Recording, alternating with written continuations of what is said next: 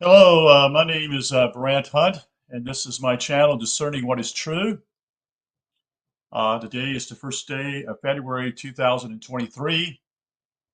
I am continuing to share what I call the Communtarian Manifesto by Nikki Raapana, who once lived in Seattle, Washington, and began to see what she called the communitarian outlines in that city of Seattle, Washington, years ago.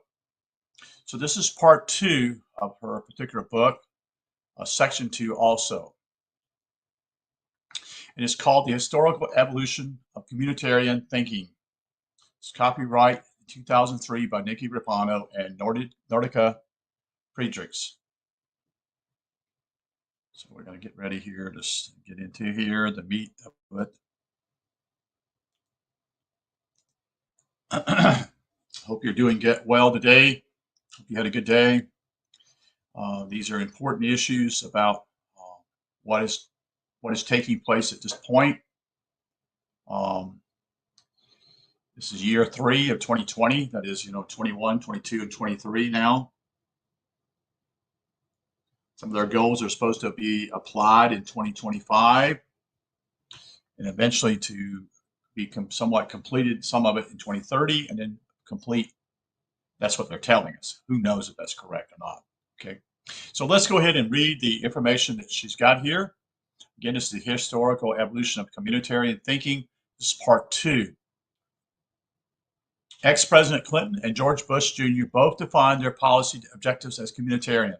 This is based upon Galston, Galston, 1991, D'Antonio, 1994, Milbank, 2001, and Allen, 2002.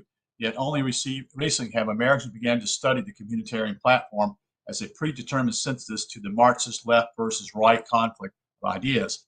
American Patriots, 2001, Ball, 2000, Iserby, 2001, Warts, 1999, and Austin Fitts, 2001. So what she's giving here are some of the books that have been written. Jerry Lynn Ball, 2000, Iserby in 2001, and then Austin Fitts in 2001. I think that's Catherine Austin Fitts in 2001. But most of them do not go into a lot of detail, folks. So we're going to continue to see what she shares. We'll go from there. So what is communitarianism? The obscure term communitarianism was introduced into the upper reaches of Anglo-American academia in 1970, according to Bell in 2001. But it is our thesis that is communitarian was actually created at the same time that Marx and Engels drafted their antithesis to capitalism. We are convinced that philosophical communitarianism is the synthesis in the capitalist versus communism dialectic conflict. We are even more convinced that constant, ongoing political conflicts are not at all normal or natural, and that the communitarian solution is based entirely on a false ideology perpetrated by globalists with less than noble objectives. Yeah. Communitarians teach that all free American neighborhoods should be governed like Chinese Soviet community collectivists. This is based upon Essonian, 1992. You're going to get to the meat of the problem here, folks. I mean, what they're sharing. You need to understand these issues. You really do. This is very important. They support reinventing the U.S. government in the early 1990s. That is, Gore in 1993 excluded almost all Americans from the process. There were no open debates, nor was there ever a public national vote to modify the Constitution of the United States. Yeah, this is the whole idea, folks. If they want to change things, get amendment, okay? But they don't do that. They're doing it by stealth. They want to destroy this country and what it stands for. The United States has been a thorn in these guys' sight for over 200 years.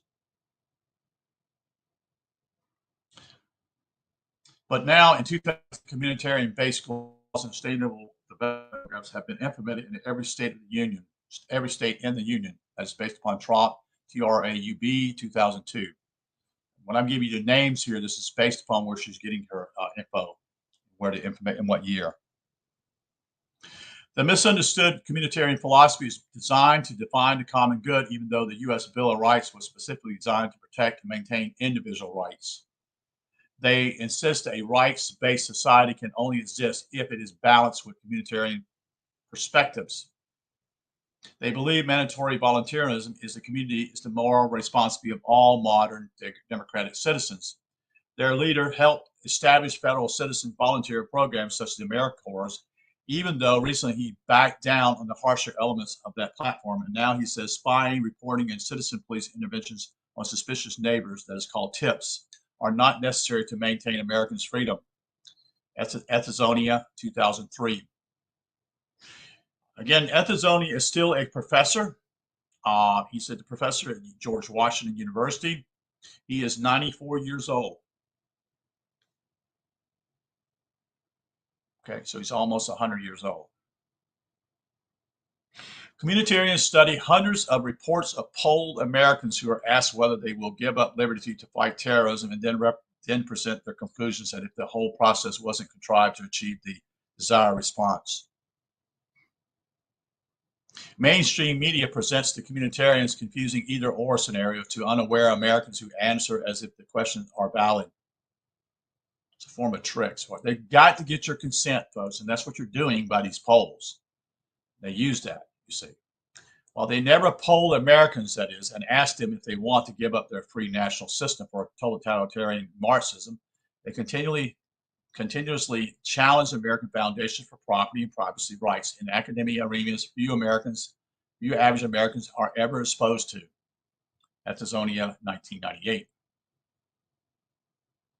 Communitarians called the U.S. national system of political and economic freedom, and especially individual liberty, outdated. Again, this is from Ethizonia, 1968. Again, his spelling is E-T-Z-I-O-N-I.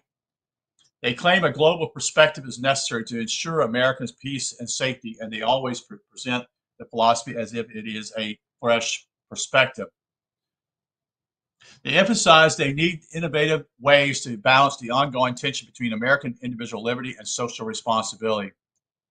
You see, this is how they bring these two deals here, you see. This is how they do this, okay? So just follow me. They preach if their platform is more moral than the original American political system of liberty, freedom, and equal justice for all, on their agreement or going to agree upon system of protective laws.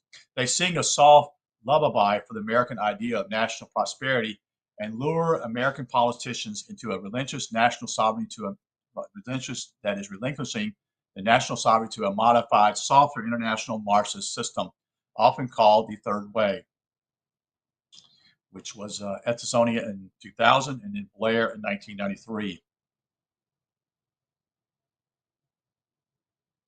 So they're trying to sell us something that they think is going to be better for us. And also they've had these people who have been for the last 100 years have been involved immensely in foreign affairs.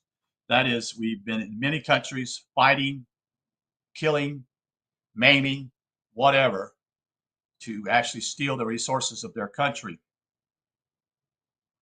No one thinks about this. They think it's we're here, we're here to free you from slavery or whatever, which is not what Washington told us, never to get involved in foreign entanglements. Very clear, and we've forgotten that. The paper attempts to debunk the historical premise for the 21st century communitarian platform. We think their platform will eliminate the freedom and liberty required under fixed and permanent U.S. law. Communitarians would replace state constitution and the Bill of Rights with a confusing set of moral standards only they understand. They never plan on telling Americans what they're really doing because their Fabian roots are based on propaganda and lies. Yeah, go to my Facebook page. I have a picture of the Fabian Society's symbol, and look at it. Whoops, wolves in sheep's clothing. That's what they do, folks. That's what they're about. That's what the Fabians are all about, folks. They're always there to trick you, and you've got to be smarter than they are in some ways. They never outright explain the platform. I'm sorry, go on. The open goal of the globalist Marxists was always to create world chaos, to bring about their desired changes. We show evidence here for the purpose of the planning and the brief chronological history of world chaos induced by the people who designed the original conflicts. In our conclusion, we verify some of the ways the world was led into the many constant conflicts that brought on the final dialectic communitarian synthesis. So here's our section called Manifesting a Communitarian Game Plan. The enlightened American idea of liberty and justice for all was met with fierce global internal opposition from its very inception, that is from Chatkin, Chatkin, 1985. American colonies rebelled against total British control over local production and tech trade. The colonists wanted to manufacture their own goods and services, and many sought to advance their homegrown industries. In the 18th century, the British Empire was a global government monopoly over all goods and trade, and colonists were required to purchase necessary commodities from the mother country, often to the detriment of their home region. Many Americans just wanted to support themselves and control their own lives. That's what freedom's all about, folks. They sought permission to produce their own goods and to grow and prosper according to the level of their ambitions and needs within a system of municipal laws. Their mother repeatedly denied the American request to be treated fairly as equal. Raised far away from the imperial court, many Americans believe men should be free to grow and prosper according to their efforts and not their social status. Hardworking colonists didn't want to be held back by unfavorable imperial policies that stunned their ability to increase their standard of living. This basic and logical common sense was the inspiration for the armed colonial revolution, rebellion that is, and to involuntary servitude to globalist masters, based upon Thomas Paine, 1776. The colonial American Revolution was the first successful national rebellion against the former powers of the dominant British Empire, and the American victory sent a dire message to every imperial government in the world. The American colonial revolution was founded in the logical principles set forth by the 17th century English philosopher John Locke. He's called the intellectual father of our country. Locke defined property rights as a fundamental liberty under a legitimate government. Locke established the principles used by the Americans because the human right in property was meant by Locke and understood by the framers of the Constitution to be the fundamental liberty. Yes. Stevens, 2003. The reason why it echoes with what we call property is that we came from the dirt, folks. If you read scriptures, that is the first book of Genesis, we came from the ground. And in other words, we are supposed to be on the ground. And our property represents that with the land, you see. So it's not based upon the sea, which is what they've changed also to try to trick people and have tricked people. Your fundamental right is to simply to be able to own land, to be able to own it without even paying property tax, and to do whatever you want to do that land as long as it does not harm anybody. The Constitutional Rights Foundation explained what Locke meant by property. By property, Locke meant more than just land and goods that could be sold, given away, or even confiscated by the government under certain circumstances. Property also refers to ownership of oneself, which includes a right to personal well-being. Jefferson, however, substituted the phrase meaning pursuit of happiness, which Locke and others had used to describe freedom of opportunity as well as the duty to help those in want. In 1776, Thomas Jefferson rewrote the American Declaration of Independence, partially by default, because everyone else in Congress was too busy dealing with their escalating war. It is not altogether surprising to see how quickly the global imperialist writers began their pattern of attacks on the logical principles for which the Americans so bravely fought. Smith in 1776, Kant in 1781, Burke, as Edmund Burke, 1790, Hegel in 1812, Engels 1841, Darwin in 1861, and Morgan 1877. British rewrites calls the American Revolution a minor British Civil War. British academia, mockery, and British declamation of American founders continues to the present day by a gentleman named Bicheno, Bicheno, 2003. Today, the books written on the many varied causes for the American Revolution fill libraries. For example, see Historical Resource Branch, U.S. Army Center for Military History in 1996. In 1847, the London Communist League primary goal was to abolish private property. Why is that, folks? Because if you don't live on the land, you're not free. because you can't be free, you see. If you don't have property, you don't have a homestead, you don't have these things, how can you survive? And I emphasize again, I'll say it again, these world globalists own probably 95 to 90%, 96% of the world's land. The only that we have maybe 4 to 5%, if it's even that much. That is all of us. That's, over 7 billion of us, folks. Why would they do that? Because they don't want you to be free. And we are by far the many, and they are the few. But they've been clever in educating and re-educating people to actually to detriment of their own freedom. So in 1848, the Communist Manifesto established the modern rules for its constant conflict between European property owners versus landless workers, peasants, and serfs. March 1848. The primary flaw in Marx's logical equation is the premise itself, the economic theory of aristocratic corporate capitalism. Webster, 1877. Marx refers to it as a dialectic materialism, was never the political economy of America's free men. Loyal, LLY, LOYD, 1885. The revised Marxist history of pre-revolution American colonial capitalism changed the American formula for economic freedom around so that it appears to be identical to the history of imperial or colonial economic slavery and servitude. Weinberg, 2002. In his economic interpretation of the Constitution of the United States, Oxford-educated Marxist Charles Beard, 1913, led the movement of American intellectuals who rewrote American history to correspond to Marxist economic theory. I didn't know that. Look up the guy named Charles Beard. Exploitation of the masses was not every American founder's ideology, that is, West, 1997. American revolutionists fought against the imperialist global financial scheme, Paine, 1792. Upon winning the war for American independence, they laid the foundation for a limited government that would enable future free-born American men to control their own destinies as independents, rather than as subjects to the imperial British crown. The United States Articles of Confederation formed a small government designed to protect the property and prosperity of the individual states. The individual state citizens protected under the new arrangement included American commoners and the educated wealthy equally. Not only a war of independence over land rights and local assets to a responsive representative government, it was also a war against global imperialism and the aristocratic free trade policies and nepotism governing the British colonies.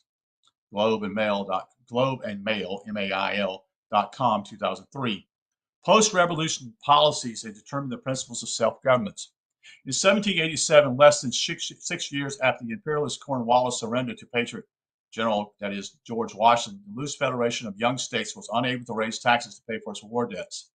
And Shays' rebellion exemplified the education the war had provided to average American citizens who continued to defend themselves from unrepresentative government taxation. Armed rebellions against state legislation dominated by wealthy landowners had already begun.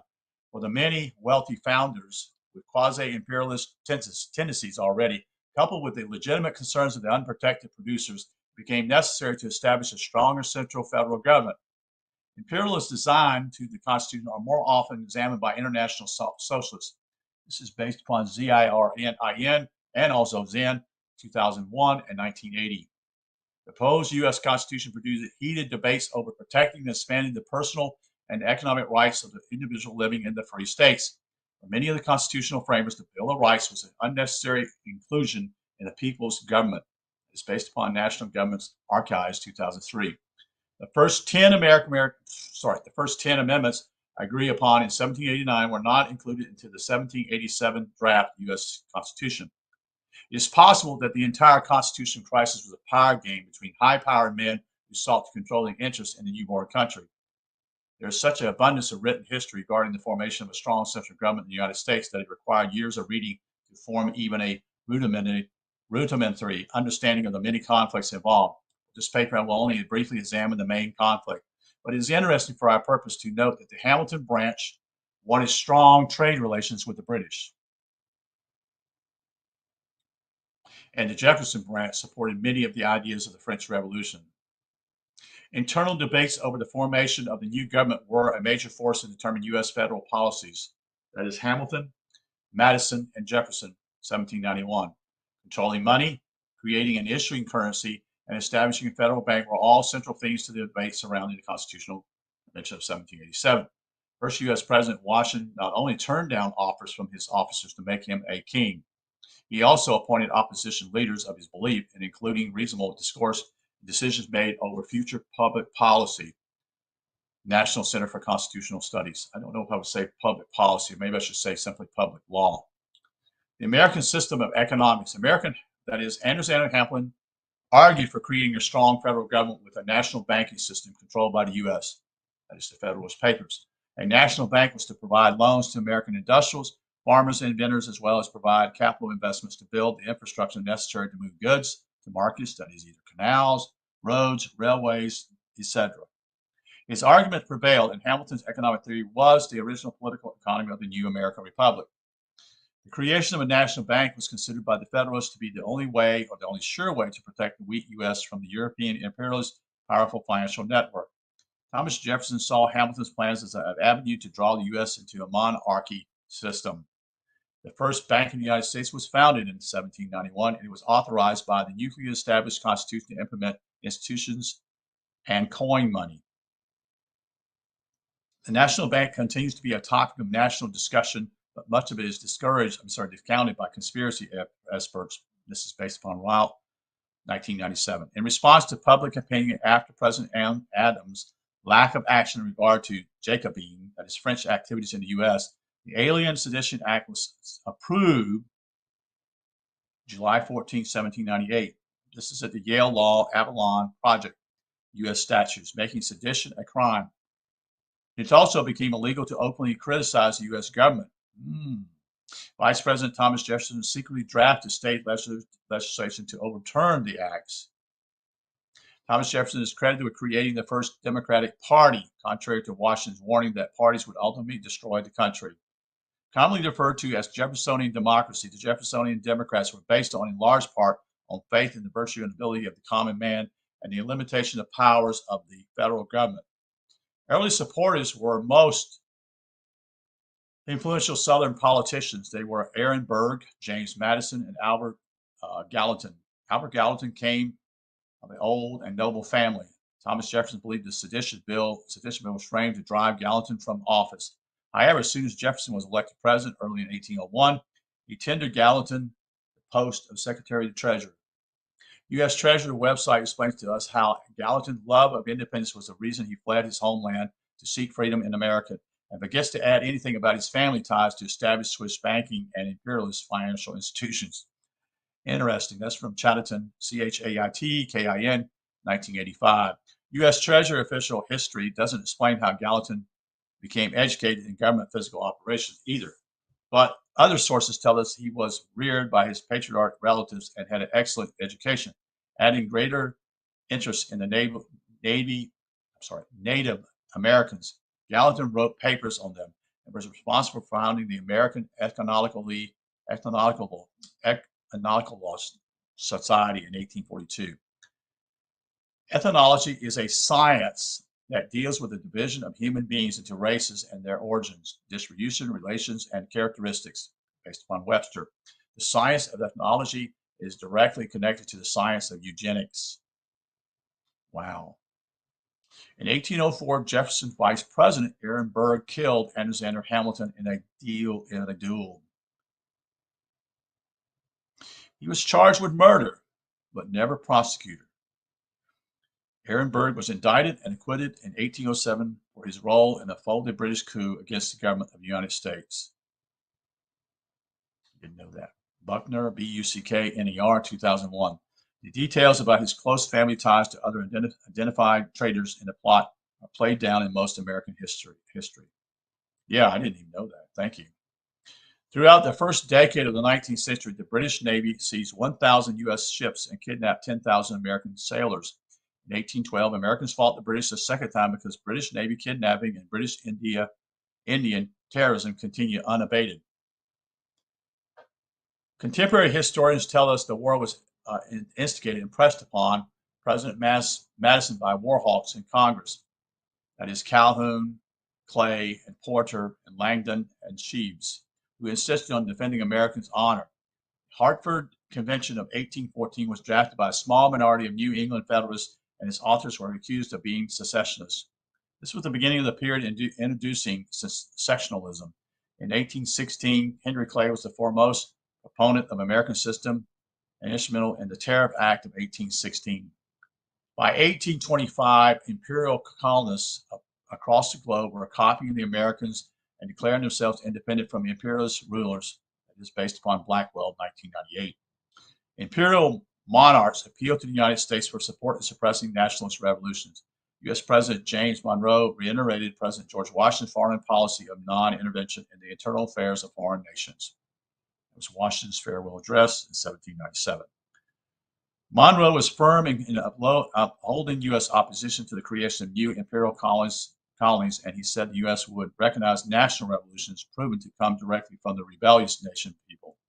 This is based upon Monroe's speech to the U.S. Congress in 1824. The eventual understanding of what became known as the Monroe Doctrine was not what Monroe originally said or intended.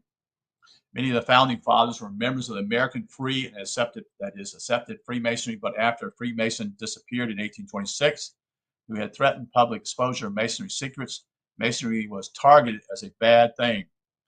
Thomas Paine also wrote a pamphlet about the origins of Freemason, published after his death. I didn't know that. I'm learning some things here. The 1830s witnessed the formation of America's anti-Masonic party, which incidentally helped defeat Henry Clay and elect President Andrew Jackson, who was a Freemason. Groller Encyclopedia 2000. There were originally two branches of Freemasonry in the U.S. The Scottish Rite of Freemasonry survives to this day, while the American version complied with the anti-Masonic public sentiment and mostly disbanded. It's been based upon Charlatan, 1985. Today, Freemasonry and communism are both absolutely taboo political topics. Speaking about the communists or the Freemasons as if they really exist will get the writer condemned as a conspiracy theorist. Hofstadter, 1964. The antithesis is introduced into world affairs. In the 1830s, there began a mass immigration from Germany and Ireland to the United States. Both areas, like most of the world at that time, suffered under British free trade mandates and globalized aristocratic system of government. Aristocrats held property in the highest esteem, and they often named their successors after their land. What title means.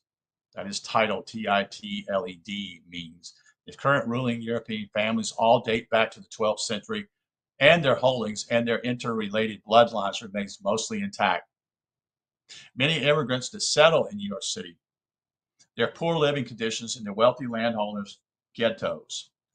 It's based again by Chatian, 1985, and the lack of sanitary services set up the dialect used most often on the world's poor by providing a good reason to allow Darwin's eugenicists to teach population control and basic public hygiene to landless people forced into living with the most unsanitary conditions. Early U.S. policy protected the small producers of raw materials and goods, and according to the U.S. Treasury Department, the 1830s was a period of general prosperity, and by 1834, it paid off the national debt.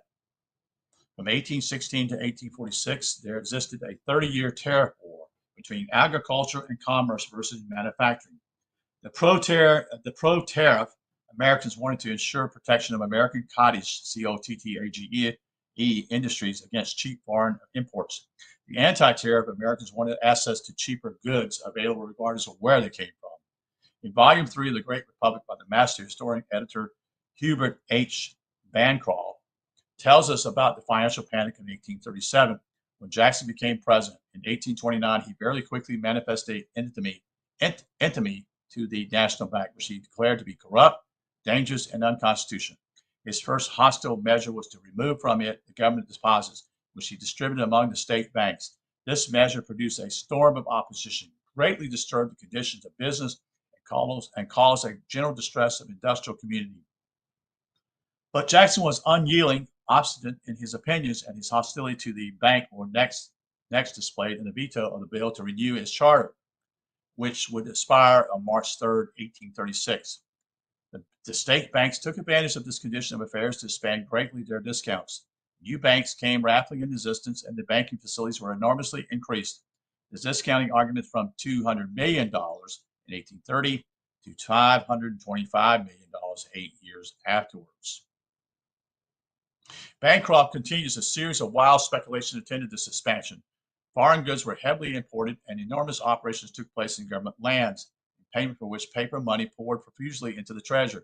Such was the state of affairs at midsummer of 1836. To check these operations, a species circuit, that is, was issued by the Secretary of Treasury, which required payment for government lands to be made in gold and silver after August 15, 1836. The effect of this series of executive actions and the feverish speculation which existed was disastrous. Yeah, you can see that it would be the problem. You see how this happened. And again, you're learning some things here. The species which was expected to flow into the treasury in payment for public lands failed to appear. The banks refused discount and called in their loans. Property was everywhere sacrificed and prices generally declined.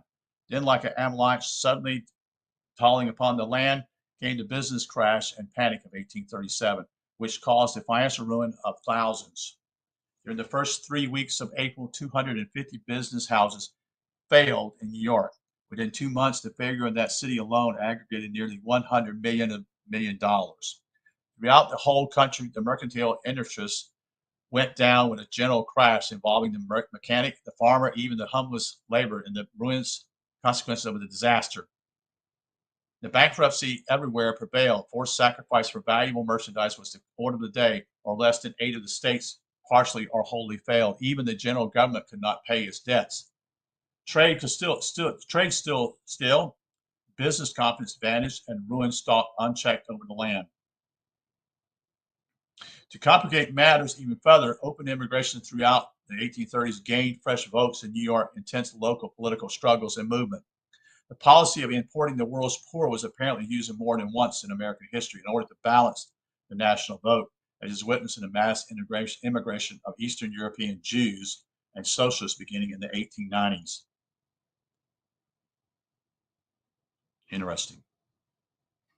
Unable to defeat the U.S. with treason, terrorism, or warfare, and faced with national rebellion in colonies from Australia to South America, globalists finalized their scheme to lead America into resubmitting to the permanent colonial status. The immediate goal was to stop the spread of American economic theory of liberty and self-governance into the rest of the world. Frederick Engels co-authored the Communist Manifesto, a rich British German merchant. That's right, he was a rich man. He's a rich man indeed, British German merchant, lover of world proletarian workers with a concern for social justice, was also a shameless racist. He called the Americanized German merchant a Yankee ape, and U.S. Ambassador and economic author Frederick List a Philistine. I don't get the whole idea of the Philistine, but anyway, Engels in 1841, unless Engel was something else than that. Frederick List was a German immigrant who studied Hamilton's economic system. He was a historical economist who laid out the history of national economies. List included most of his principal players in Europe by following economic history from before the Crusades and the national system of political economy, Chapter 10, The Teachings of History, 1841. List reminds us that everywhere and at all times has the well-being of the nation been in equal proportion to the intelligence, morality, and industry of its citizens. According to these, wealth has accrued or been diminished. But industry and thrift, invention, and enterprise on the part of individuals have never as yet accomplished aught or importance where they were not sustained by municipal liberty, by suitable public institutions and laws, by the state administration and foreign policy, but above all by the unity and power of the nation. He promoted national systems by writing books. He contributed as a hands-on consultant to German national unions formed against British free trade policies. Karl Marx drafted the unconvincing rebuttal to List's national system of political economy in 1845. This is based upon Marx/Engels archive. Throughout the mid-1800s, the general growth of manufacturing industry throughout the North had given the protectionists the balance of strength, and the free traders, finding themselves powerless to gain their ends in Congress, began to indulge in treasonable language, claiming that the individual states had the rights to refuse to submit to laws which worked adversely to their interests. That is Bancroft, 1900. The stage was being set up for the Civil War between the states, you see.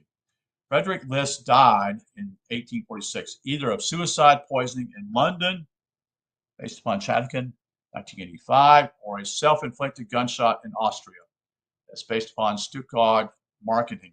While most historians assure us that he was a despondent, unemployed, and aimless wanderer, others tell us he was in London investigating the English Corn Law and the Comden Club, CONDENM, and consequently workers' riots associated with English free trade practices. Frederick List's 1841 book on national economies was translated in numerous languages, including Russian, Chinese, and Japanese. While List's works are mostly unfamiliar to American students, they were the basis for many national recovery movements and still are, as evident by the pan-Russian Soviet political movement, that is Eurasia, and from Dugin, D-U-G-I-N, 2002. Frederick List's position on Adam Smith's 1776 theory of laissez-faire capitalism. It is this theory, sir, which furnishes to the opponents of the American system the intellectual means of their opposition.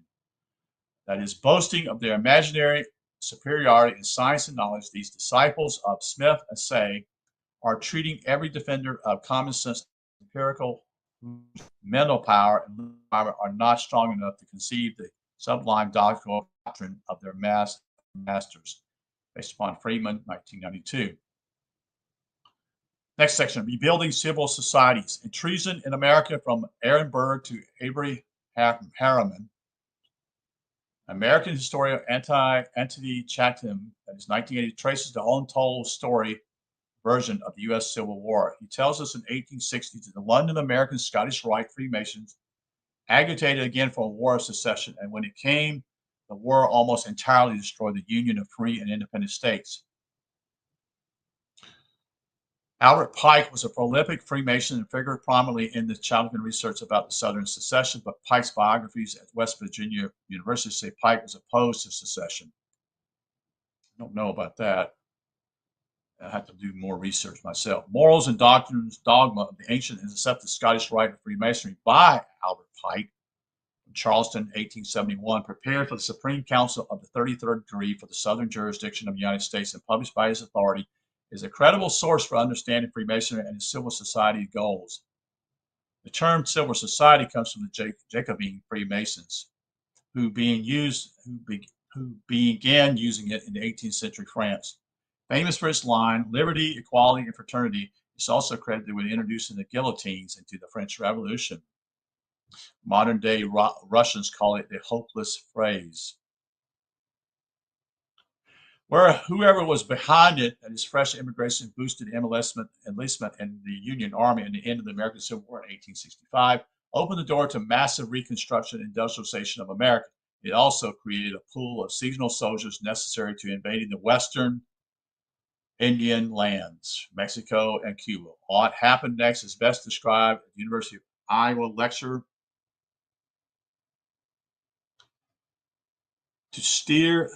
lecture notes on American foreign policy. After the Civil War, efforts to steer the United States towards a more internationalist foreign policy began to increase. Many internationalists of the day were imperialists who sought to expand America's reach beyond the confines of the North American continent. For more than 3 decades, these efforts came to naught. Isolationists continued to hold their upper hand and defeat bids to extend American rule over territories as diverse as Cuba, Greenland, and Hawaii. Nearly 30 years after the Communist Manifesto, Lewis Henry Morgan, the father of anthropology, published his theory of the history of civilization, and he placed Native American societies in middle barbarism. That's 1877. Without missing a historical beat, Darwin, 1859, theory of evolution had expanded to include evolving political systems, from Singer, 2000. Morgan's unscientific revelations were another boost to Engels' 1840 unscientific theory of natural social progress, and was seized upon by Frederick Engels as the basis for communism. That's at SMSU education. Putting aside his interest in Indians, philanthropist Henry Morgan became rich in expanding railways and mining. Over the next decade, the Western Indians were eliminated, middle barbarians from the continent. Engels' altruistic revolutionary communist ideology of empowering the working man, and ideas like geopolitics and free trade spread through the upper reaches of Anglo-European academia. Hundreds of books were already prepared and written to enhance their theories and promote different routes to rebuilding the world. That's based upon Darwin in 1861.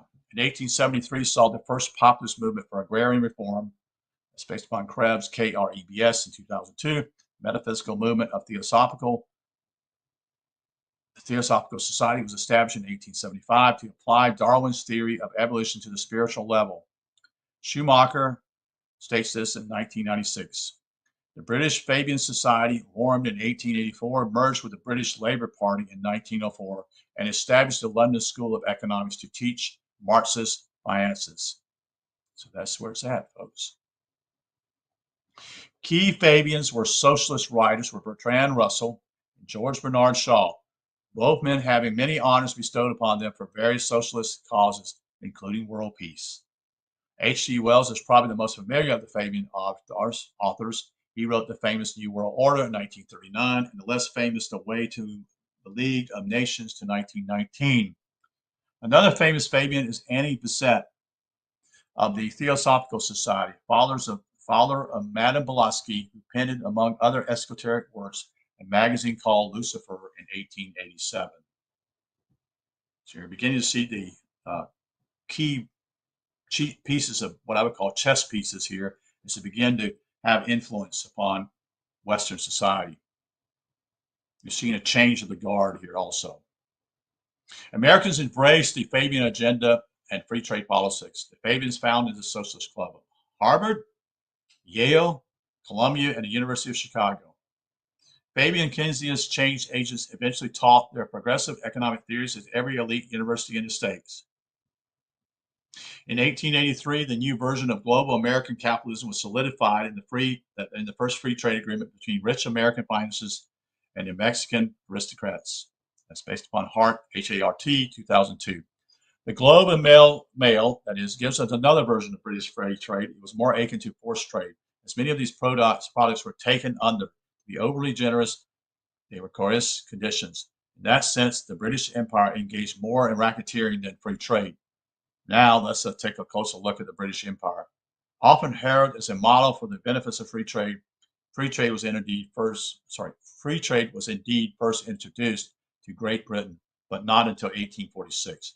By that time, the British Empire was already near its apex of economic dominance, a result not of free trade, but of its exploitation of its colonies, both for natural resources and markets. Before 1846, the British state was more interventionist than any contemporary government, and probably rivals that of the central planned economies of the erstwhile Soviet Union. Success was firmly built on monopoly. The only large-scale business of the day, equivalent of contemporary corporations, was run by governments. These organizations were anything but competitive, as they were granted exclusive trading rights in the colonies.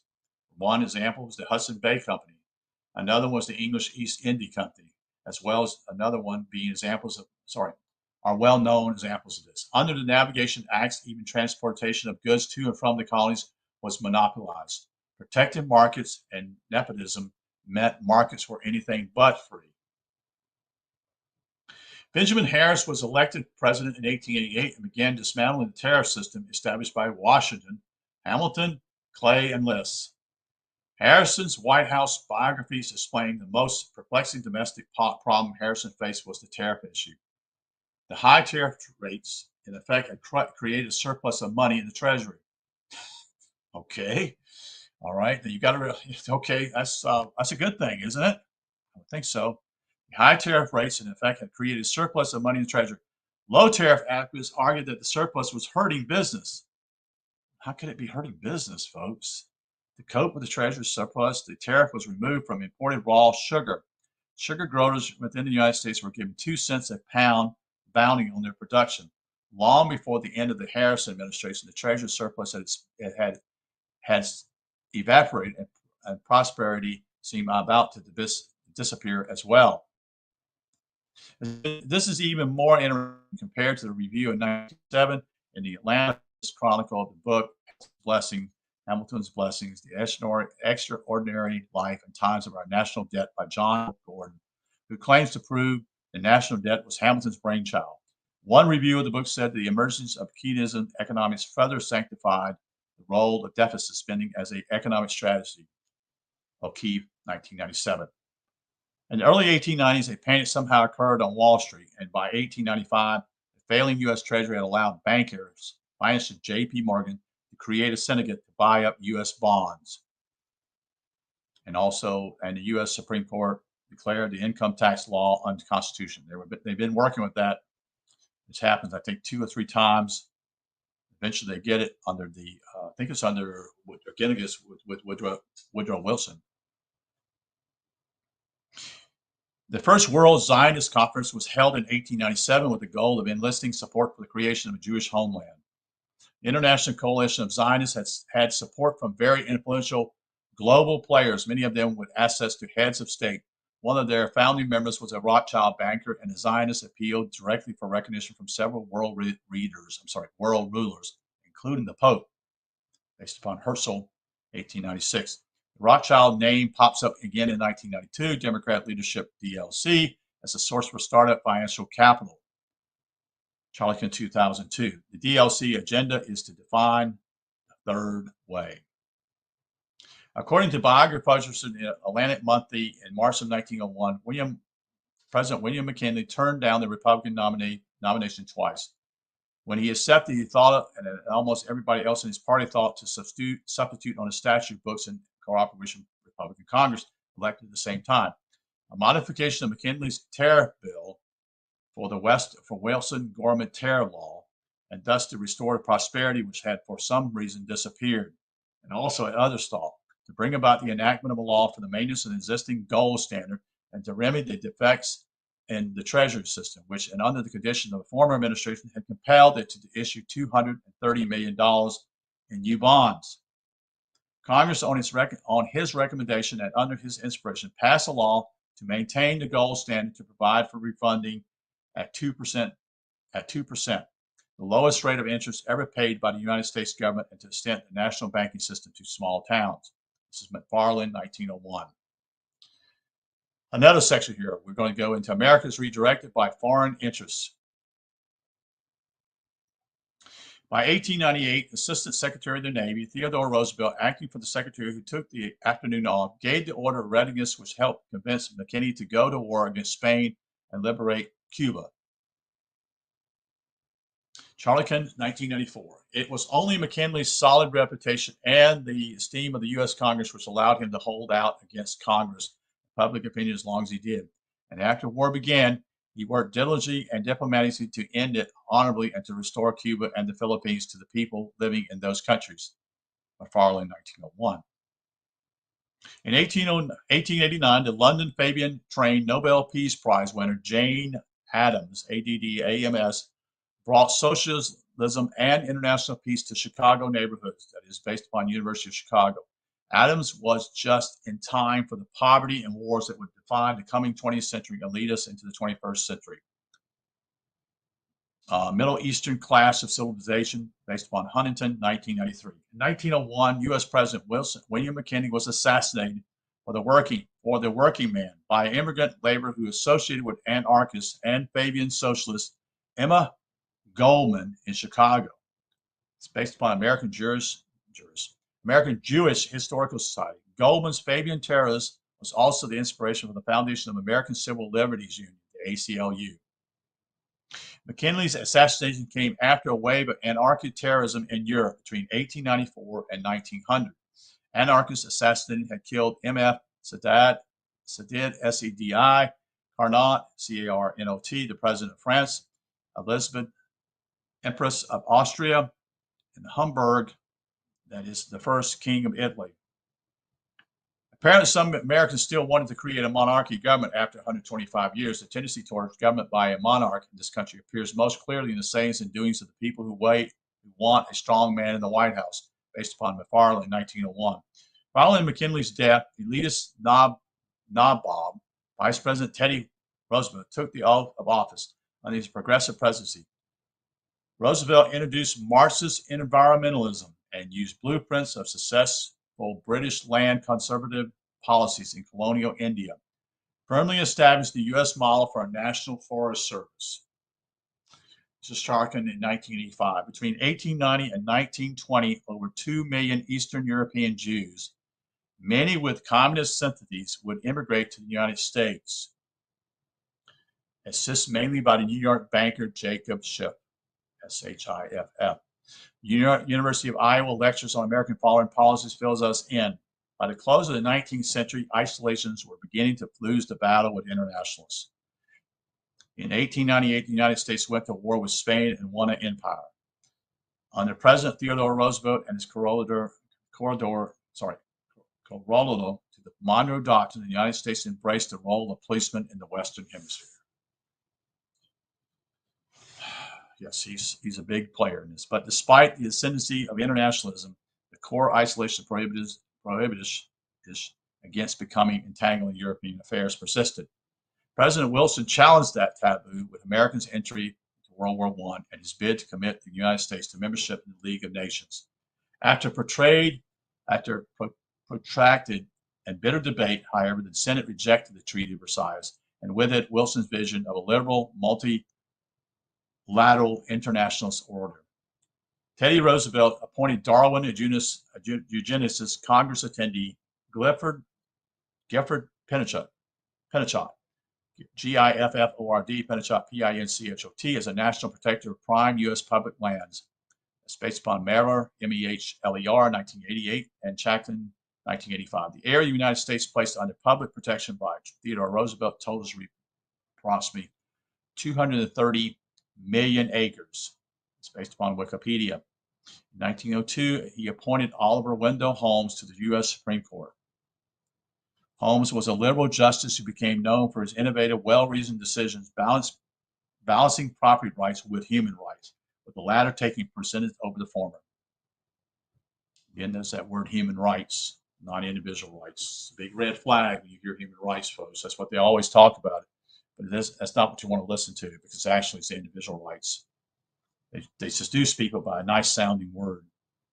J.P. Morgan and associates averted another financial panic in 1907. The U.S. Supreme Court declared J.P. Morgan's consolidation of Northern Pacific Railroad illegal, but the railroad finances ties were never disbanded. Wow. In Politics of Change, Pacific Northwestern biologist Dr. Robert Crittenden details railway as related land grabs from the Mississippi to the gates of Columbia River and Weyerhaeuser, massive taking all along the route. Yeah, Weyerhaeuser. H-A-E-U-S-E-R,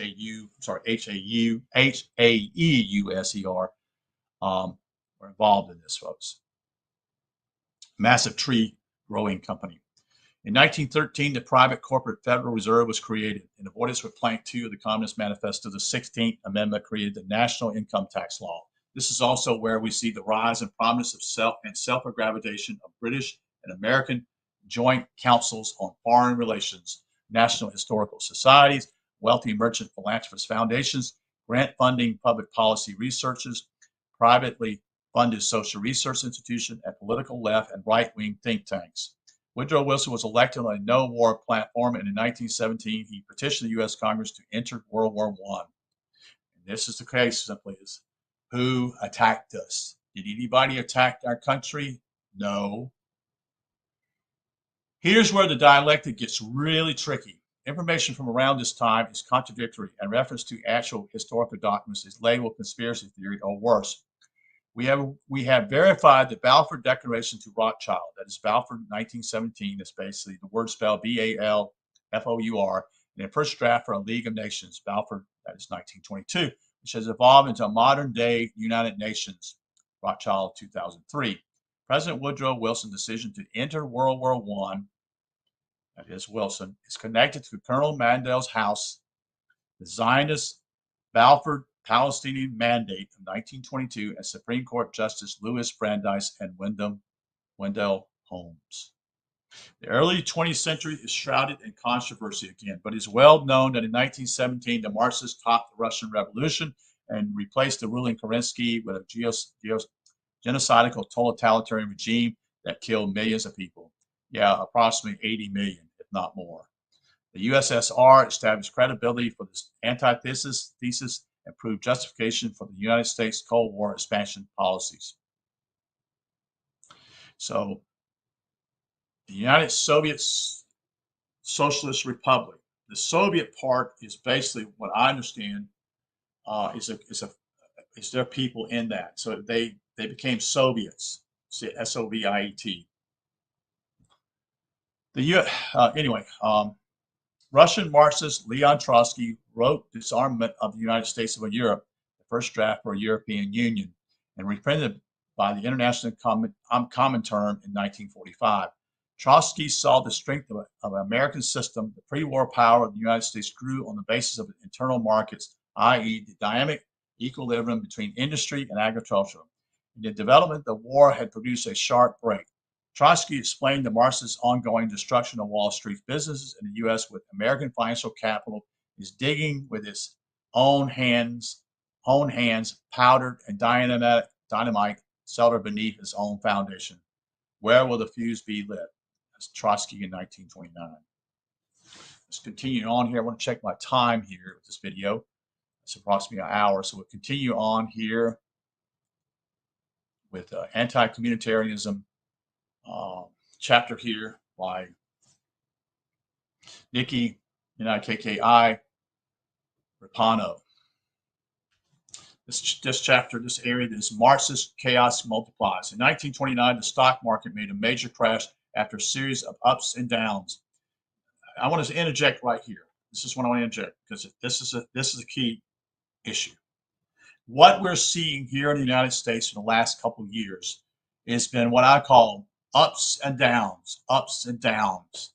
That is a red flag that the United States is in terrible shape. The country, the market's going to collapse, folks. It's going to collapse.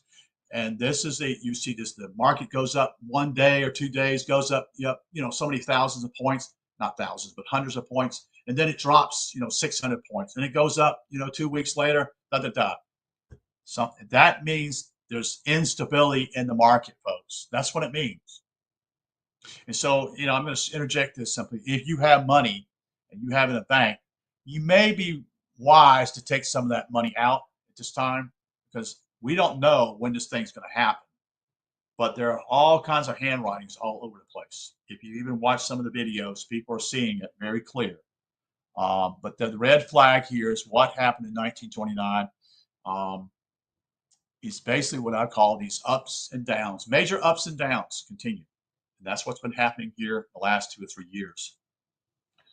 Let me continue. In Europe, the defeated German Weimar Republic suffocated under runaway inflation and the crushing Balfour House Treaty of Versailles. The Rothschild Bank of England quit the gold standard in September 1931, and by December of that year, Germany unemployment was in excess of 5 million people. In Germany, Marxist ideology set up the dialectic that brought Hitler and National Socialists, that is, Nazis, to power. In July 1932, in the Reichstag's elections, the National Socialists won 236, the Socialists won 133 seats, the Communists won 89, and the Catholics 87. Time-based 1932, the information is from. Around this time, the Nazis were growing stronger by working with U.S. companies, which were represented by New York attorney John Forster Dulles, and Prescott Bush, and Avery Harriman, all affiliated with the J.P. Morgan and U.S. Steel companies. In 1933, U.S. presidential candidate Franklin D. Roosevelt introduced a New Deal. Congress then established the Federal Deposit Insurance Company under the Banking Emergency Act, and the U.S. followed Rothschild's lead and dropped from it the gold standard themselves. They did the same thing. U.S. Congressman McFadden charged the Federal Reserve with causing the stock market crash, which he was correct, and the U.S. was the first nation to officially recognize or sanction communist rule in the Soviet Union. Congressional Record 1933. Darwinians geopolitical justified Hitler's expansions, that is, living space, politics, and new science and eugenics inspired country after country to pass anti-Semitic restrictions based upon between 1933 and 34. Hitler's government passed law after law against the Jewish people, and the World Jewish and Zionist Organization staged protest after protest, initiating the Catholics opposed Hitler though the Pope was later said to have supported Hitler because he was opposed to communism. On January 4th, 1935, President Roosevelt told Congress throughout the world change is the order of his day. The people of the United States, ravaged by the Great Depression and the Federal Reserve credit banking system, embraced Marxist rhetoric at that time and established the conflict. We determined to place once and for all the sacredness of human rights above the materialism of property rights. Here we go again, folks. The same bullshit, okay? You're not free unless you do have property rights. So human rights don't mean anything because without you being living on the land, you're not free. You never will be. And that's what they boondoggle the people here, and they don't understand what human rights is. It's a clever word, just like free trade is. People don't research anything. They just look at the name and says free trade, and assume everything's fine. And human rights is the same thing. You see, they see above the materialists of the property rights. Well, you got to be selfish in order to live, folks. You do. You got to be able to take care of yourself in order to be free. You can't depend upon the government. If you depend upon government, you're a slave. This is very simple. That same year, even as the Supreme Court declared FDR's National Recovery Act unconstitutional, Congress passed the Social Security Act, determined to stay out of what many Americans call the next bankers' war. Congress also passed the Neutrality Act, that is the congressional record of 1935. In spite of a steady barrage of anti-German sentiment, it was only the Japanese devaluation of the U.S. fleet at Pearl Harbor in 1941 that allowed Roosevelt to take the U.S. into the war. But they were baited into that deal. And I'll say this very clearly. The U.S. Pacific Fleet was based in San Diego, and they moved it to Pearl Harbor in order to allow the Japanese to attack it. And you'll notice that all the aircraft carriers that modern ships had had, they were nowhere to be found. So what they did, they destroyed a lot of the battleships that were already expendable, you see. But they also were expendable, that is, people too, you see. Anti-Jewish violence had exploded across Europe throughout the 1930s, forcing a mass exodus of reluctant Jews to the British Mandate of Palestine, which was mostly populated by Arabs. In 1936, Palestinian leaders appealed to the League of Nations to stop the flood of Jewish immigrants. From 1920 to 1945, the European Jewish population of Palestine, as in 25 years, increased by 367,845. Since 1945, it has increased to 1 million. By the end of World War II, international Zionists had the population and the financial and military support necessary to take control of Palestine and to de-invite the British. In 1947, the Zionists seized Palestine from British control. In 1948, they defeated the surrounding Arab nations aided by communists and the Russian Jacobins pre-World War I military units. That is in Frank, 1992. Mitah Etazanian, father of American communitarians, was a terrorist, a revolutionary, and a Palmach soldier in Ben-Gurion's army. And this is Etazanian's 1978. Etazani and other Israeli soldiers grew up in communist collective kibbutz and confiscated Arab territories, always presenting to Americans as a very progressive lifestyle. Yes, they taught this to us in my political science classes, correct. In May of 1948, the Jewish People Council declared the establishment of the State of Israel, Israel's Ministry of Foreign Affairs, that is 1999. Israel, like England, does not have a written constitution. Wow, I didn't know that. That's something to learn there. Wow, I knew that England didn't, but I didn't know Israel didn't.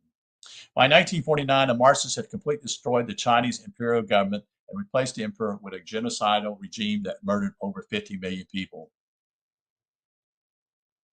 I would suggest if you get a chance to read Death by Government, it's done by a Hawaiian professor. You'll find out how many deaths are done by governments. There are more people that have been killed by their own governments, folks, last century than there were wars. That should scare the hell out of you. Conflicts created by Middle Eastern communists successfully closed the door to intellectual discourse between Arabs and Jews in the 1950s. In 1951, the highly decorated and respected, but now denigrated, that is, General Douglas MacArthur was unceremoniously relieved of his Korean War command under very controversial, very very controversial circumstance, and the country was sanitized by communists uncovered in high U.S. government positions. Beginning in the late 1940s, the agenda was almost revealed to America as several well-researched, thought-provoking books were published during these years. Dilling, 1940, Beatty, 1947, and Stormer, S-T-R-M-E-R, 1962. But in spite of all the evidence, by the mid-1950s, Senator McCarthy had thoroughly disgusted America with his fanatic approaches to routing out communist subversions.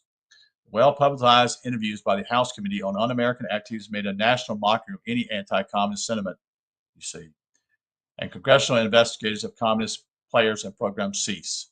This is based upon Reese, that is R-E-E-S-E in 1952, and Wormser, W-R-M-S-E-R in 1953.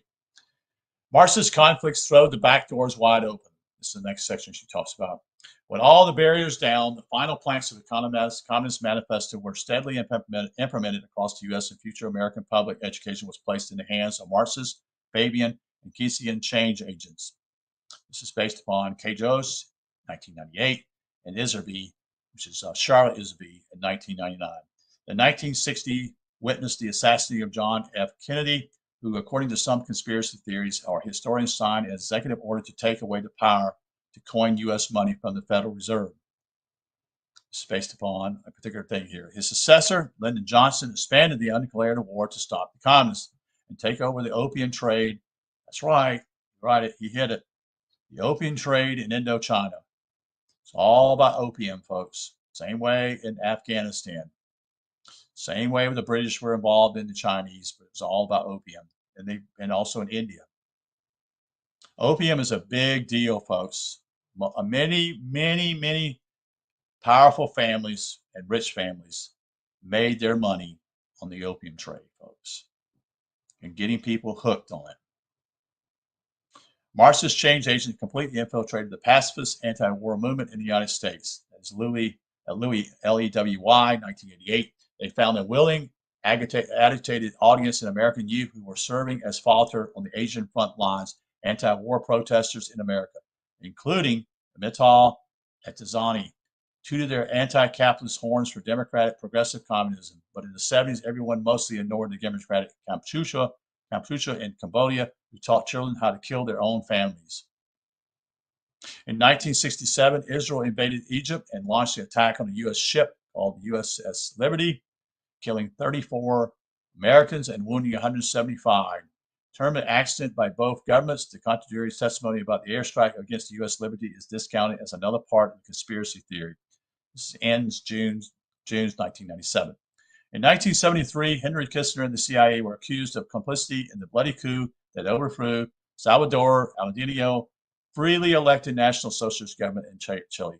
With the murder of Allende and 3,000 voters, the Asian War was abandoned by the U.S. in 1975. By the 1980s, the Cold War had evolved in a global drug war with the Israelis and the British trading merchandise and supply weapons to both the cocaine drug cartels and to the local police, while the war centered in urban U.S., Central, and South America. It maintained its 18th century Asian connections and expanded on 19th century British and Dutch opium operations in the Middle East. The Marxists of the 80s blossomed into violent global revolutions against imperial interests. In retaliation, the U.S. government spent in the latter half of the 20th century building a giant medieval military corporate structure, financing Russia and British Fabian's Israeli communists. Henry Kissinger's Secretary of State was shaped studying Lenin ideas of diplomacy. The U.S. staged domino wars to stop the spread of world communism and used the CIA to protect global corporate colonial interests. By 1984, the U.S. government was financing a covert drug for guns operation between the genocidal Nicaraguan Contra National Guard, cocaine dealers, and Middle Eastern Israeli armed brokers against the Sandinista Junta government. In 2002, Admiral John Poindexter, who lied to Congress about the Iran-Contra affair, returned to U.S. government, appointed to the new Homeland Security Division of the Pentagon, DARPA. DARPA originally website used a Freemason symbol for its logo, but alluding to this is discounted as part of the conspiracy theory you see. Next section. alienating Americans from their own heritage. The Marxist Darwinist grew in the upper classes of Europe became the ideology of saving the masses, appeal to the eugenist sensibilities. The appeal is apparently holds for activists and poor people in their understanding that capitalism, as it is practiced by the international bankers, is anti-human. To stand against war unless the security of your nation is at stake is the founding American way. Americans were the original peace movement. Staying out of imperialist wars was the basis for American isolationist policy, not selfishness, folks. Never was that. But you see, these change agents are a part of that, and they brainwash kids who have no idea because there is no such thing as education now. It's all propaganda. But mixed up with legitimate concerns, many people worldwide are convinced that all men should have all basic life necessities provided free of charge by the government. Not to be confused with equal opportunity to provide for themselves, these people insist on fixed prices and guaranteed housing and utilities. That's one of the Russian communist platforms in 2002. International UN laws say all natural resources should be publicly owned or controlled, and that government should provide training and jobs. It's called social equity and human rights. Again, that word human rights keeps coming up, doesn't it? The fundamental problem with communist ideas of their utopian planning is this: governments don't produce anything. Get it? They always steal and plunder from people. They don't make anything. They never have, except they make war and destroy their own selves. Suicide, that is, the economy. The only way a government can provide anything is that they take it away from the producers, and they do that. And the primary goal of the 1847 Communist League in London was to abolish private property. The biggest threat to imperialist monopolies has always been property rights for little individuals, and property rights are the primary target under all new U.S. UN sustainable development laws. The Marxist Socialist Soviets didn't eliminate the financial power of the aristocrats, though. To control Russian domestic markets, they confiscated the power and used it tenfold. They didn't encourage prosperity at all either and growth for the little guy. They practiced community policing on dissidents and Ukrainian farmers because they refused to shut up and donate their hard labor. Yeah, it was approximately close to, I think, I'm saying maybe 5 to 10 million Ukrainians were killed by the Soviet government. They starved them to death. They took all their food away from them. That's a really great idea. That tells you what the communists are all about, folks. Just look at their track record. And that's what communitarianism is going to be too, except it's going to be even worse than that. Because now they have an apparatus now that basically they can spy on you everywhere, in your home, smart these, smart that, you name it. Because they refuse to shut up and donate their hard labor. I'm sorry, I said the same thing. The Soviet government didn't produce anything but terror, and they brazenly begged what they needed from the U.S. taxpayers producing and their friends with influence on American government who had initially helped put them in power. The United States provided critical economic aid to the USSR from its inception. That's right. The United States government helped the communists the whole time, folks. It would have failed completely without us giving them money and foodstuffs. And the U.S. continues to entirely support Israel today, too, particularly the Israeli military. Its communist kibbutz collectives fail without help from capitalist nations. Or if they are unable to force enough slave producers to sustain them after wealthy Americans are completely absorbed into the global collective, who will support the basic human right guaranteed by the UN social equitable program. And if a government tests and trains everyone for their best fitting jobs, where is free will? The American idea was for men to be free to pursue their own destinies with every man getting a fair chance under an agreed upon system of laws. Because truly legitimate governments are created only to protect the people they represent. Was the original U.S. Constitution also a pre-factor tool of the dialectic? Question: is it possible that the American system was designed only to become the capitalist thesis in the dialectic opposition of ideal? If the U.S. Bill of Rights was not included in the Constitution until the American people insisted on additional protections from the newly formed central government, most of the founders arguing brilliantly against adding a Bill of Rights, it's possible that the Bill of Rights existed outside the dialectic.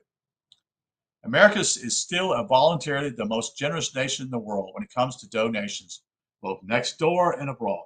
Americans are so generous they give 1/3 of their foreign aid to maintain Israel.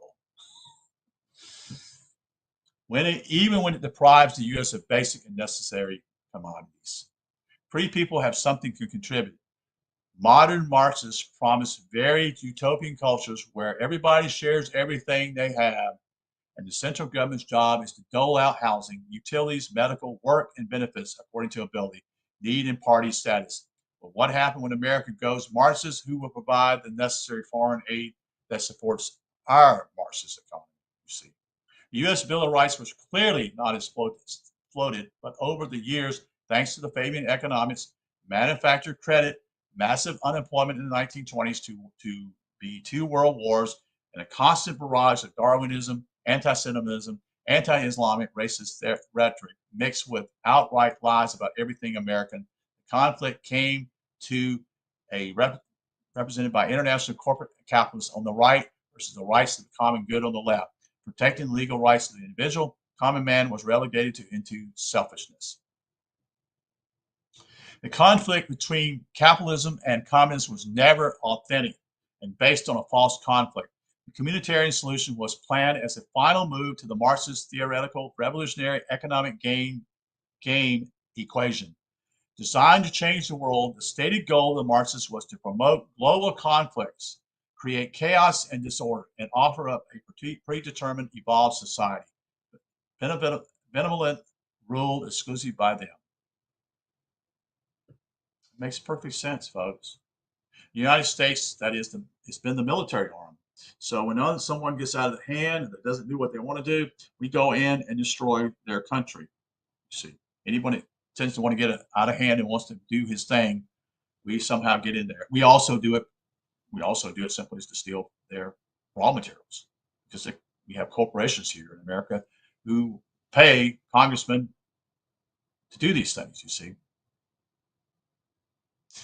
Thought out solution to global madness. Communitarianism is a human society most developed Darwinism, geopolitical ideology, and theoretically natural Marxist evolution of social systems. The communitarians differ in their beliefs as to the type of force they should be used against their immoral neighbors. Some advance shame while others advance boot camps, but they all share the same belief that Earth scientists have an obligation to guide humanity into achieving a less violent, livable quality of life. Still confused by the language? We're sorry, but these scientists were invented by communitarians, and it can be pretty dense. Don't worry, all your hardworking American taxpayers who support the conflicts, you can trust the Fabians, though. Their lives are only one way. They help the needy, uneducated, oppressed people, and even if their methods are shady, their goals are holistic. Morally evolved people promise to save others from living a dangerous and free life. A communitarian is an academia elitist privy to the solution and their position in the New World Order. It's one of the best kept secrets in the world. For over 150 years, the globalist merchants and their agents of change worked diligently towards their goal of rebuilding the world into an advanced communitarian civil society. Today, thanks to millions of useful idiots whose beliefs helped murder 100 million innocent people, the left and right have nearly achieved the ultimate chaos necessary for humanity's pleading to the UN for more powerful global humanitarian peacekeeping forces. The founder of the Communitarian Network, again, is Amitai, A-M-I-T-A-I. I'm sorry I can't pronounce it. E-T-Z-I-O-N-I has been an advisor to the White House since 1979. His statement says nationalism here, listen to me, nationalism must be ended. It is a creed that has come to burden the expansion of globalism. Of course it is. It's what stands in the way. And actually, nationalism would have worked. The globalists have been always in the tickle of getting countries fighting against each other, you see. He never had a quote-unquote level playing field. He explains the communitarian approach as one that favors shifting much of the defining involvements of citizens in those countries affiliated with nationalism from the nation state to the body society, specifically to communities. not to be confused with local governments, you see. Communitarian thinkers were essential to introducing the solution as an accredited social science project, you see. Hold on just a second here.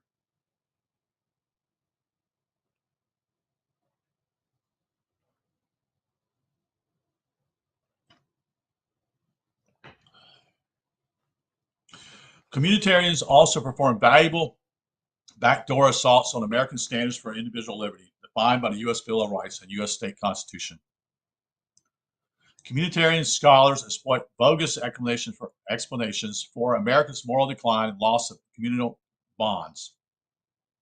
They use their elitist think tank influence to piggyback their theoretical solutions in all new and established national programs, rebuilding communities part of the domestic and exported globalist war on terror, which took place under Bush in 2002, is entirely a communitarian-based solution. The appointed Iraqi Interim Council is the communitarian model for the globalist plan for rebuilding the Middle East. They don't miss a mistake here, folks. In 2003, the transformational march to the thousands of global conflicts between the left and the right solidly represents in every country of the world is a communitarian balance conflicts of the opposite, a radical middle way called a third way, which was spoken of by Blair, Clinton, and others. Mark Satin, S-A-T-I-N, the editor of Radical Middle newsletter, says his newsletter expresses the emerging political perspective, stressing one world citizenship. Satin advertises all the new ideas for global communism with a friendly face. For over a century, the communitarian solution has been successfully implemented. It is now openly exists via outright international communitarian laws, or as the U.S. via community justice, community development, community government, community councils, community volunteerism, and community policing. Every new program in the U.S. that uses the word sustainability, livable, safe, and healthy community, and accepts government NGO grants is a communitarian solution. This is not happening by what I call lack of power vacuum here, folks. It's happening because simply there's plenty of money being given to these quote unquote groups in order to make things look really fuzzy and nice, you see. This is not going to work. In the 21st century, every member of every known political party on the planet potentially plays a role in furthering Marx's dialectic games. It's based upon Satin in 2002. The Marxist game is so brilliantly designed that the more fervent your dedication to your personal beliefs, the more powerful a tool you become in the hands of the global communitarians. Communitarian solutionists either design or infiltrate both sides of every conflict. That is completely 100% true. Global Marxist change agents clamor loudest for the United Nations to end world chaos and are prominent in every global movement designed to usher in world peace. It's based upon antiwar.com. Initially, a Marxist change agent was a secret entity. Today, it's a master program in elite universities, and Marxist change agents, COPS, are advisors in most U.S. Agenda 21 community meetings. The most brilliant of the communitarian scholars have already positioned themselves into a libertarian communitarian divide and predefined the final American debate. The master game theorists already know that the U.S. Libertarian Party platform is logically indefensible against the unreasonable but morally superior argument of the global community.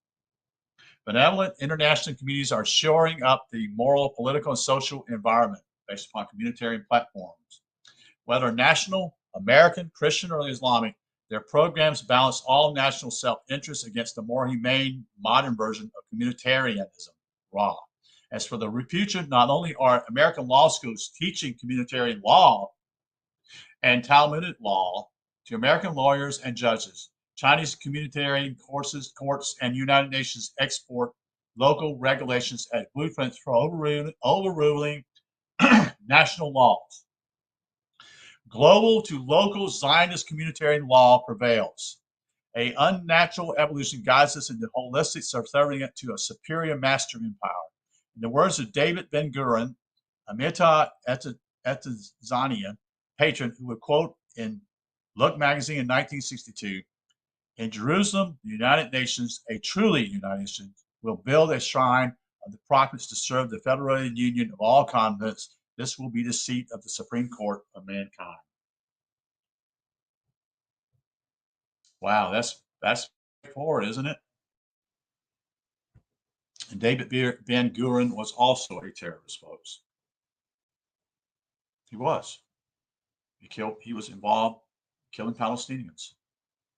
What more do you need to know here? These people kill. I don't care. So that's I'm going to continue. I'm just discontinue. I'm not discontinue, but that's I'm going to probably end here. She's got tons of references here. I'm going to look down here. I wonder if this is all. She's got all these references to all these particular books that she used here. And that is how many pages here? Hold on a second. Bear with me just a second. Yeah, so the book ended at page 262, and she has up to 326 pages. So I'm assuming this is all her her bibliography notes here. So that's a hell of a lot, isn't it? 26 plus 38, that's 58, not 58, 54.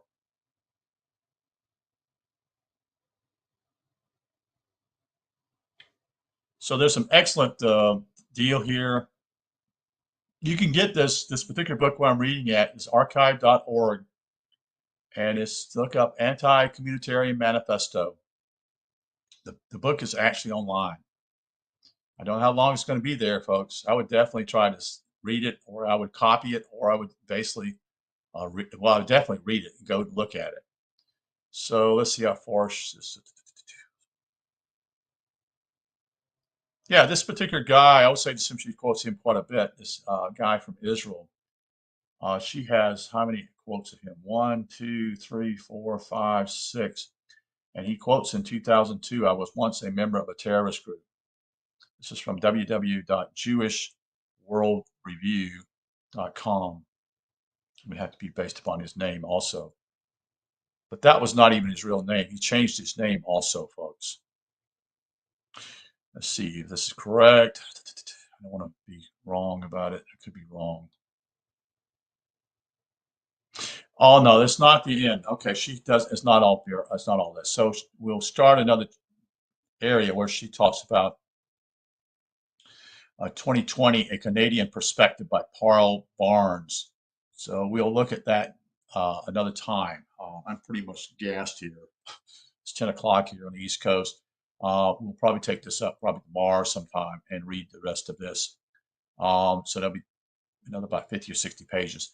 So yeah, I'm going to conclude tonight. It's about an hour and 30 minutes I've been on here. Yeah, just again, like I said, go to archive.org, look up Anti-Communitarian book by Nikki Raapana. It's Raapana. And download it and at least read it and maybe share it with a friend. She is sharing this is the goal, folks. This is it. It's not communism, it's communitarianism. And she is pointing out this is the group that's going to take over. And you're seeing it. It's right in front of us here in the United States. I'm assuming it's in other countries too. And it's probably ahead of schedule in some countries because I know that I have some friends in Denmark and that area that they basically no longer accept cash. Cash is being eliminated is eliminated in Denmark. I know that. Two people have told me that. So what is this? And again, when you have cash. Let me explain it real quick here, very easily. No one can tax that. You can buy something and pay for it from your neighbor. Da da da. When they eliminate cash, you're going to pay tax on everything you buy. Everything. And that they'll be getting money from that source. You see. So just I'm not trying to scare you. That's not the point here. The idea here is to educate you, to understand the enemy. You need to know your enemy because he's been working very steadily and stealthily. And in fact, I don't know of anybody here, any work that actually deals with this issue better than she does. I don't know anybody. I mean, I've got guys here, Eustace Mullins. I've got Dr. John Coleman. I've talked about, which are talking about the setting up of this, the Tavistock Institute, the Frankfurt School, and other issues. And yet, they didn't understand it because, in fact, Eustace Mullins passed away, and he was fighting what was called communism even in the 1990s, you see. I'm not putting these people down, okay? And Dr. John Coleman, as far as I know, is still living, but I don't know anything about where he's at or anything of that nature. He did work at Tavistock, and I know he shows on his site here somewhere, he was MI6, so he was involved in that. And then basically he had their playbook. He's got their booklets of what they were planning to do, and that's why he did to do is he published these works of his also. And I would strongly suggest you read those too. This is important. You know, freedom's everything, folks. It is. If you don't have freedom, you don't have anything, folks. You don't have land anymore. You got to start thinking about that because you don't own it. You know, if you don't, you're not free. Freedom is tied to the land immensely. And what this is doing, just like it took place in communism, they came in, they seduced the people, what we call the poor people, that they were going to offer them something better. And they believed them, and they lost their land. And many of them were thrown into concentration camps, and they never got out. And it's a sad situation. I'm trying to think of what I want to talk to you about who came here to the United States. And my mind's gone blank.